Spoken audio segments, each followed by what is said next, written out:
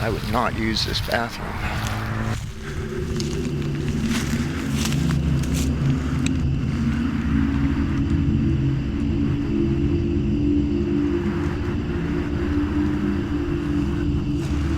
There's some rusty stuff there, man. You can really get hurt in these places if you're not careful. And I have. Probably wonder why I do this. Just curiosity. You know, when I was a kid, I just loved to explore things. And that I never lost that. I never lost my want to go exploring. I still love it. This summer, when I get a chance to go out on the Poison Tour, and on a day off, or even on a show day if I have enough time, to go to some of the haunted places, some of the places where there's these urban legends that I've wanted to explore for so long, it's just going to be awesome. Like I have so many friends across this country. I love every state in this union. I've been to all of them, and I have friends in all of them, and every state has its cool thing about it. It really, really does. I live in California because I like to ride motorcycles in the wintertime, and I do. Because I'm going to talk very quickly about a lot of things that have been happening in my life. For one thing, I got married, so no videos for a couple of weeks there because I was getting ready for that. So now I'm back to trying to do some of these videos, but I got to get ready for the tour. So some of these videos are going to be a little sparse, and I'm going to do the best I can getting content together. But also when I hit the road, then I'm really going to have some paranormal stuff because I'm going to get out there and really have some fun with that. I did change the name of the channel. I changed the name of the channel to Paranormal Division, and I just thought it was kind of a cool name. A lot of people were confused by legend tripping. They don't know what the word means.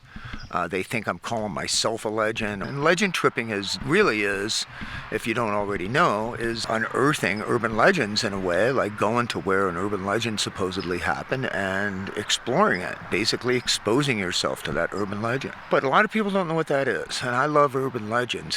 Paranormal has become this big kind of umbrella now. When I was growing up and started to learn about paranormal stuff, it was mainly ESP, telekinesis, things like that. I'm studying the effect of negative reinforcement on ESP ability. When even people talk about Bigfoot as if it's paranormal or UFOs, and those things are different. Bigfoot is a cryptid.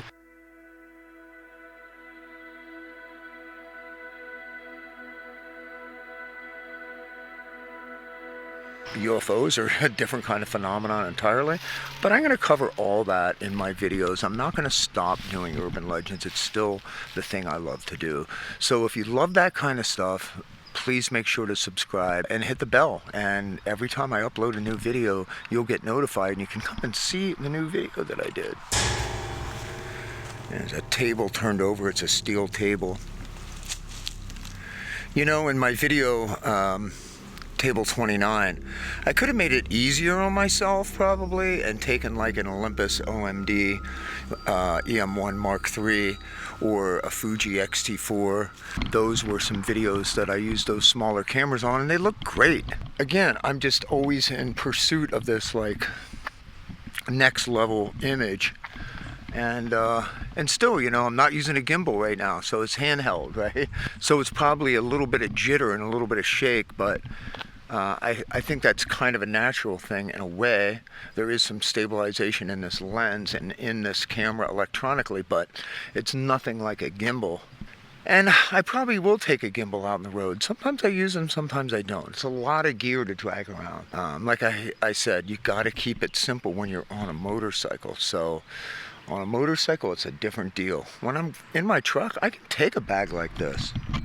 I can keep this bag in the back of the bus, and I can take a few things out of it that I think I'll be needing. Like for instance, I have a 14-35, but it's only a 4.0 f-stop, so that is not going to be good for a low light situation. Out here it would be fine during the day, but there are scenarios where something like that's not going to work. So I'd be better off, even though it's heavier, is to take my 15-35, which is 2.8, and I'd probably do better with it. This camera has dual ISO, so I can really crank the ISO and not get a bunch of noise, so it'll be interesting interesting to see what this does closer in the dark. The reason I love this camcorder, right, with the push of a button, I can actually get infrared, and that is great for paranormal investigations. I mean, you literally see in the dark, and sometimes you'll be looking and you see eyes, and oh, it's a mouse. You would never see it otherwise, right? Until you almost step on it.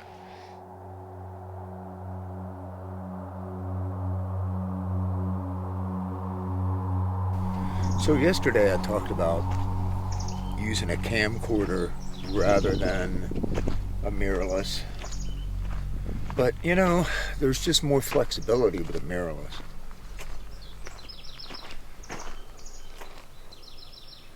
I keep adjusting the ND filter here. This is going to be a nightmare in post, that's another thing. Oh, look at that.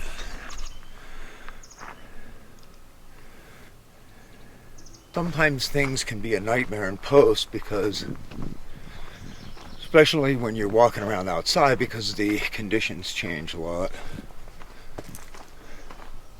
Like right now, I'm like almost in total darkness.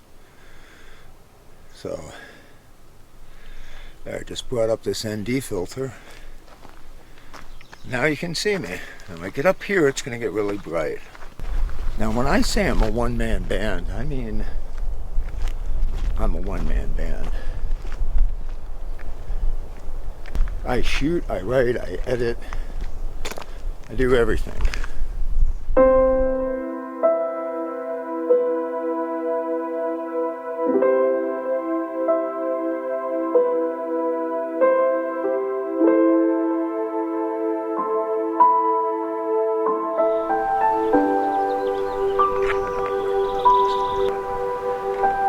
So today I'm on a motorcycle, so this is going to simulate a lot of what I'm going to do when I'm on the road, because I'm going to be on a motorcycle.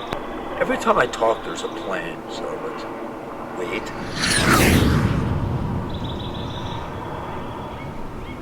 So I have limited space, obviously, on a motorcycle, so I have to pack very, very carefully. So when I select my kit, I have to kind of get a pretty good idea of what I'm going to shoot. Today what I'm using is the 14-35. It's a fairly light lens. It's only 4.0 f-stop. The thing is that it's daytime, so I'm outside, so I'm not worried about that. I got plenty of light today. So these are like all the crazy decisions you have to make. Like, what am I bringing with me to get the best shot, to keep it light, but yet have everything that you need. And that's always the conundrum. So far, I love the R5-C. So far, it's doing really well, but I keep playing with these different codecs, RAW versus, I mean, there's all these different codecs, and I'm trying to find ones that make my life a little bit easier to edit, though, too. I'm using this whole sensor right now with the way I have this set, so I think that it's a good look. Yet at the same time, I'm not making a major motion picture either. I am doing a video that is invariably going to be on YouTube.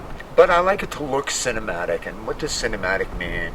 You know, does it look a little bit like a movie? A little bit. It's got to look a little bit like a documentary. I'm covering a lot of bases here because it's part documentary, part storytelling.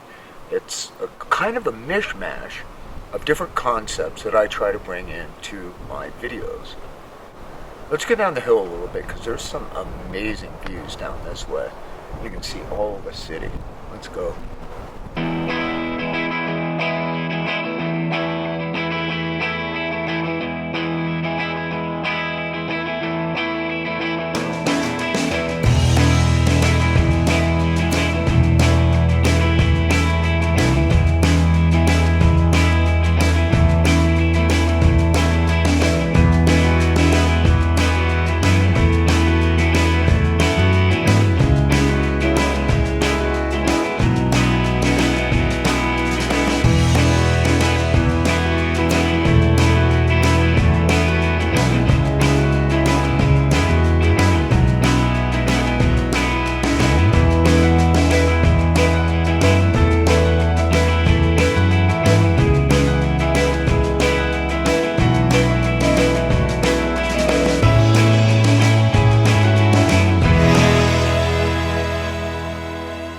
Anyway, the next thing that I want to cover besides cameras, and I'm constantly going to be talking about cameras because I love my cameras. I really do.